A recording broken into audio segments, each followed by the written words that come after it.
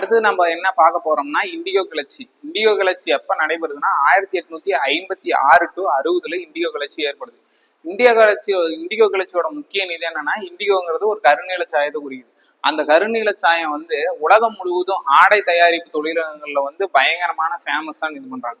அதனால இப்ப அந்த ஐரோப்பியர்கள், வெளி ஆளுங்க வந்து ஆங்கிலேயர்கள் என்ன பண்றாங்கன்னா, இண்டிகோ வந்து இந்தியாவுல பயிரிடுங்க அப்படின்னு சொல்லிட்டு நம்மள வற்புறுத்துறாங்க. அவங்களுக்கு அங்க வருமானம் கிடைக்கிறதுக்கோசரம் நம்ம விவசாயிகளை வற்புறுத்துறது தான் இந்த இண்டிகோ கலர். இதுல வந்து விவசாயிகள் வந்து என்ன பிரச்சனைனா, இப்ப நாம உணவு தயாரிக்கிறதுக்கோசரம் நம்மளுக்கு சாப்பாட்டுக்கு மற்ற செலவுகளுக்காக ஒரு விஷயத்த விவசாயம் பண்றோம்னா அதை நீங்க பண்ணக்கூடாது, நாங்க சொல்ற இண்டிகோவை தான் நீங்க பயிரிடணும். இப்ப இவ்வளவு விவசாயம் பண்ணாலும் நீ இவ்வளவு பயிரிடணும். அதுக்கு காரணம் என்னன்னா, நம்ம கிட்ட விவசாயம் பண்றதுக்கு நிலங்கள் இருக்குதோ தவிர அதற்கான பணங்களும் இல்ல. அப்படி நிலம் இல்லாதவங்க குத்தகைக்கு எடுத்து பண்ணும்போது நம்ம இன்னொருத்தவங்க கிட்ட வட்டிக்கு வாங்குறோம். அந்த வட்டிக்கு வாங்கின பணங்களை வந்து கட்ட முடியாத சூழ்நிலை ஏற்படும் போது நம்மள வந்து அடிமைப்படுத்துறாங்க, நம்ம நிலங்களை புடுங்குறாங்க, இல்லைன்னா அங்கிருந்து அனுப்பி விட்டுறாங்க. ஓகேங்களா? அந்த மாதிரி சூழ்நிலையில தான் இந்த இண்டிகோ புரட்சி வந்து கொஞ்சம் கொஞ்சமா நடைபெறுது. இதுல என்ன சொல்றாங்கன்னா, இண்டிகோ புரட்சியில 20ல் 3 பங்கு வந்து நீங்க கட்டாயம் விதிச்சே ஆகணும் அப்படிங்கிற மாதிரி ரூல்ஸ் எல்லாம் கொண்டு வந்து கொஞ்சம் கொஞ்சமா அடிமைப்படுத்துறதா இந்த புரட்சிக்கு மேம்பட்ட காரணமாவே சொல்லலாம். முக்கியமா சொல்ல போனா, அவன் சம்பாதிக்கிறவங்க நம்மள அடிமைப்படுத்தி நம்ம நிலத்துல வந்து நீ இதை தான் போடணும் அப்படின்னு சொல்லி வலுக்கட்டாயமா இது பண்றதுதான் இண்டிகோ கிளர்ச்சி. இது வந்து வங்காள பகுதிகளில் நடைபெறுது. இந்த வங்காள பகுதிகளில் நடைபெற்று இந்த வற்புறுத்தல் காரணமாகவே பாதி பேர் எங்கன்னா பீகாருக்கும் உத்தரப்பிரதேசத்துக்கும் குடிபெயர்ந்துடுறாங்க. ஓகேங்களா? அந்த மாதிரி விஷயங்கள்லாம் நடக்குது. இப்ப வந்து பொதுப்படையா இப்ப பார்ப்போம். இப்ப இண்டிகோ கிளர்ச்சி எப்ப தொடங்கப்பட்டதுன்னா 1859 to 1860. ஓகேங்களா? இப்ப சொன்ன மாதிரி இயற்கை கருநீல சாயம் இது வந்து உலகம் முழுவதும் ஆடை தயாரிப்பதால் ஓட்டப்பட்டது. எவ்வளவு விதைக்க சொன்னாங்கன்னா 20ல் 3 பங்கு நீங்க கட்டாயம் விதிச்சே ஆகணும் அப்படின்னு சொல்லிட்டு ஆங்கிலேயர்கள் வந்து வற்புறுத்துறாங்கன்னு நான் சொன்னேன். காரணம் என்னன்னா, ஐரோப்பியர்களால் இந்திய விவசாயிகள் இண்டிகோ பயிரிடை வற்புறுத்துதல். காரணம் என்னன்னா, இது வந்து தொழிலகங்கள்ல மேம்பட்டு இருக்கிறது. ஓகேவா? அதே மாதிரி பணம், வாடகை, வரி இதெல்லாம் வந்து நம்ம நிலத்துக்கு நானே பணம் கொடுக்குறேங்க, நீங்க வந்து இண்டிகோ வந்து விதைங்க அப்படின்னு சொல்லிடுறாங்க. ஆளுங்களும் சரின்னு சொல்லிட்டு இண்டிகோ விதைக்கிறாங்க. ஆனா அந்த இண்டிகோ வந்து விலை போறது கிடையாது. அந்த பணத்தோட மதிப்பு அதிகமாகி வட்டி அதிகமாகி வட்டிக்கு வட்டி அதிகமாகுது. அப்படி அதிகமாகும் போது ஒண்ணு நிலத்தை நீ எங்கெடுத்தா, இல்லையா நான் சொல்றத விதை அப்படிங்கிற மாதிரி ஒரு நிலைமை ஏற்படும் போதுதான் கடல்ல மூழ்குறாங்க. அந்த கடல்ல மூழ்கிறது இல்லாம அந்த கடன் வந்து அப்பா கிட்ட இருந்து மகன் தலைமுறைக்கு போற வரைக்கும் அந்த கடனை வந்து அவங்களால அடைக்கவே முடியல. இப்படிதான் கொஞ்சம் கொஞ்சமா இண்டிகோ கிளர்ச்சி ஆரம்பிச்சு இது பண்ணுது. இதே மாதிரி எப்ப இந்த இண்டிகோ கிளர்ச்சி பெரிய அளவுல ஆரம்பிக்குது அப்படின்னு கேட்டா, செப்டம்பர் 1859. யார் தலைமை அப்படின்னா, திகம்பர பிஸ்வாஸ் மற்றும் விஷ்ணு சரண் பிஸ்வாஸ் அப்படின்னு 2 பேர் முன்னெடுத்து இந்த கிளர்ச்சியை சொல்றாங்க. இது எங்கன்னா நடியா மாவட்டம், இது 2ல எதா இருந்தாலும் அப்படி போட்டு வங்காளத்துல ஒரு வேலை நிறுத்த போராட்டமா தான் ஃபர்ஸ்ட் இது வந்து தொடங்குது. ஓகேங்களா? பெரிய அளவுக்கு கிளர்ச்சி பண்ணலாம், எல்லாத்தையும் சண்டை போடலாம், கோடாரிகள் இதெல்லாம் வச்சு வெட்டுறது, முன்னாடி பழங்குடியின கிளர்ச்சியில பார்த்த மாதிரி அந்த மாதிரிலாம் பண்ணலாம்ல எதுவும் கிடையாது. ஒரு வேலை நிறுத்த போராட்டமா தொடங்கி பிற்காலத்துல அப்படியே கொஞ்சம் கொஞ்சமா இருக்கிற பக்கத்தால இருக்கிற வங்காளத்துல இருந்த பிற இடங்களுக்கெல்லாம் பரவி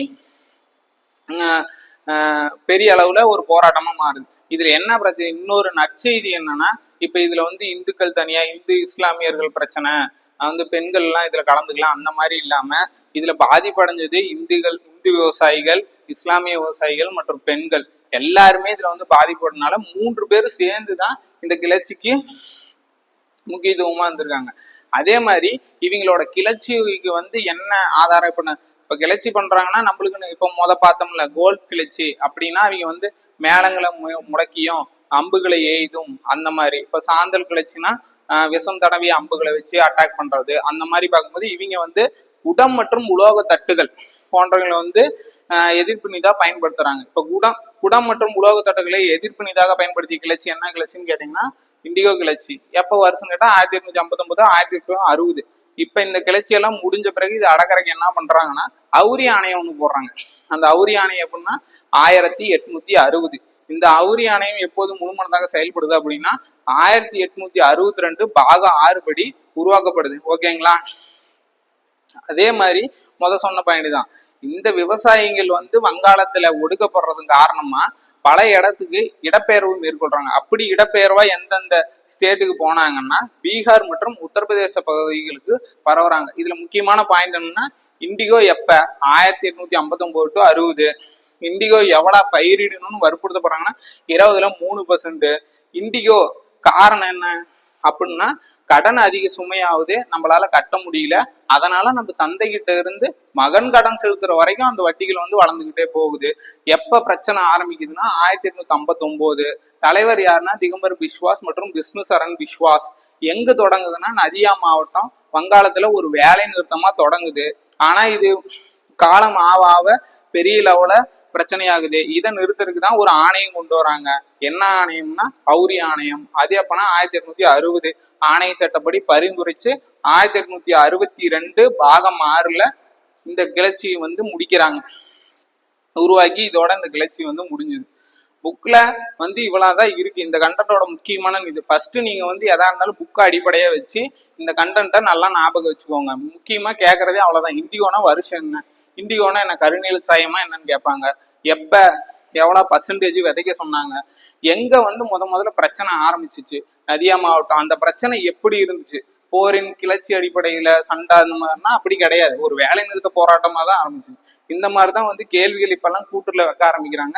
இதெல்லாம் பார்த்து கொஞ்சம் ஃபர்ஸ்ட் புக்ல இருக்கிற கண்டென்ட்டை நல்லா படிச்சுக்கோங்க. அடுத்த நம்ம பார்க்க போற கழகம் என்னன்னா பாப்னா கழகம். இந்த பாப்னாங்கிறது பாப்னா 3 வார்த்தை. 1873 3ல முடியுது. 3 வருஷம் கழிச்சு 1876 ஒரு சின்ன ஷார்ட்கட்டா வச்சுக்கோங்க. ஓகேங்களா. இது யார் படையில ஏற்படுதுன்னா இதுவும் விவசாயிகள் மற்றும் ஜமீன்தார்கள் மத்தியில ஏற்படுது. ஜமீன்தார்கள் முன்னாடியே சொன்னேன், ஜமீன்தாருங்கிறது ஒரு பாரசீக மொழி சொல்.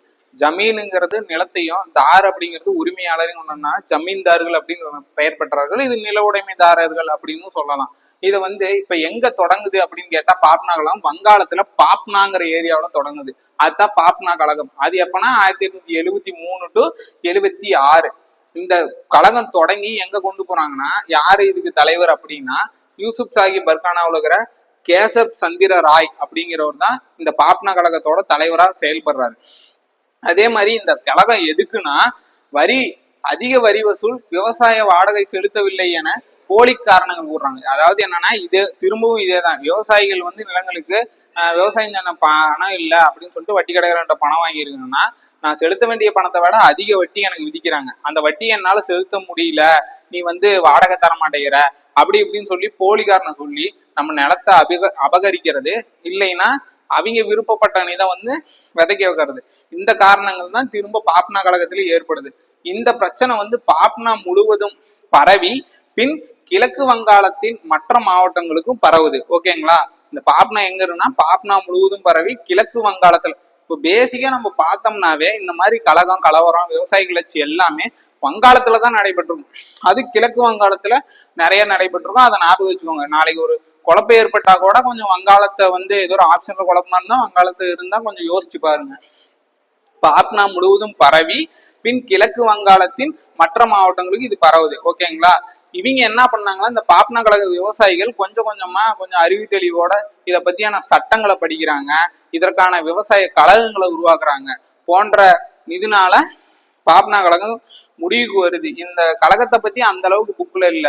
மெயின் கண்டென்ட்டா ஒரு இயரு, அந்த கழகம் எங்க இருக்கு, எந்த ஸ்டேட்ல இருக்குது, நீங்க என்ன பண்ணாங்க, அந்த பிரச்சனை மட்டும்தான். அதை மட்டும் நம்ம பார்த்தாவே போதும். அதே மாதிரி விவசாய சங்கங்கள் தோற்றுவிக்கிறாங்க, காவல் நிலையம் எதிர்ப்பு போராட்டம் நடத்துறாங்க, விவசாயங்கள் வந்து சட்ட விழிப்புணர்வு பெறாங்க. சட்ட விழிப்புணர்வுனா நம்மளுக்கு ஏதோ ஒன்று சட்டம் இருக்குதான், நம்ம வந்து பார்க்கலாம், எங்களுக்காக ஒரு சட்டத்தை உருவாக்குங்க, அந்த மாதிரி கொஞ்சமா அறிவு தெளிவா யோசிச்சு செயல்படுறதுதான் பாப்னா கழகம். பாப்னா கழகம் ஷார்ட்டா பார்த்தோம்னா பாப்னா கழகம் 3 வார்த்தை. 1873 76. பிரச்சனை யாருன்னா விவசாயிகள் மற்றும் ஜமீன்தார்கள். எங்க நடைபெறும்னா வங்காளத்தில் உள்ள பாப்னா. ஓகேங்களா. யாரு தலைவர் மாதிரின்னு கேட்டா கேசப் சந்திர ராய். எதற்காகன்னு கேட்டா அதிக வரி வசூல் செய்யறாங்க, அதனால ஏமாத்தி நம்ம கிட்ட இருந்து நலங்களை புடுங்கிறது, இல்லைன்னா வேலை செய்ய வைக்கிறது, இந்த மாதிரி விஷயங்கள் நடக்கிறது.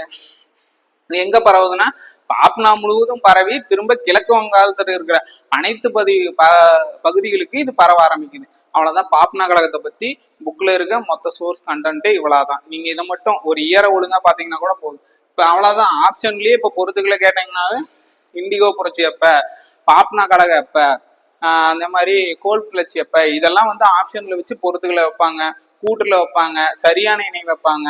இயர் வந்து மறந்துடாதீங்க.